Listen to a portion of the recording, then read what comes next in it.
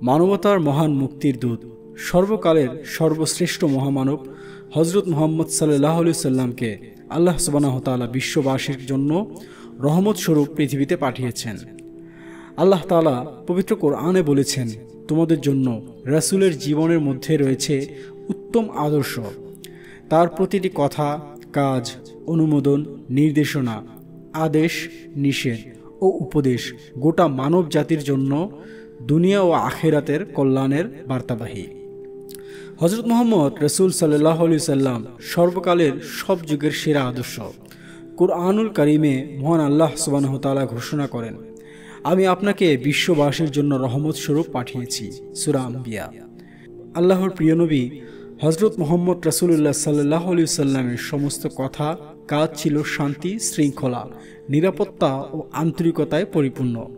দুনিয়ার জীবনের উন্নত দিক নির্দেশনা।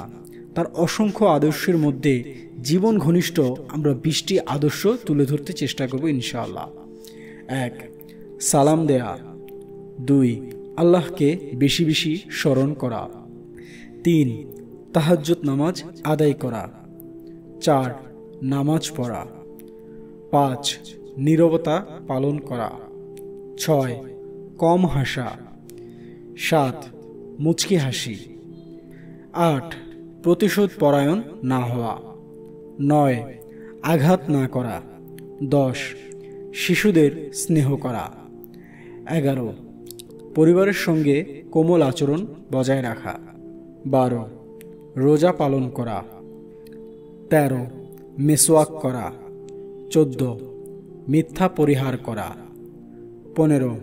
উপহার গ্রহণ করা। 16. সাদকা বা দান করা। 17. খাবারের দোষ না ধরা। 18. ক্ষমা করা। 19. কাউকে অবহেলা না করা। 20. স্পষ্ট কথা বলা। আল্লাহ সুবহানাহু ওয়া তাআলা মুসলিম উম্মাহকে প্রিয় নবীর এই গুণগুলো যথাযথভাবে মেনে চলার তৌফিক দান করুক। বিশ্বনবীর আদর্শে নিজেকে রাঙিয়ে তোলার তৌফিক দান করুক। আমিন।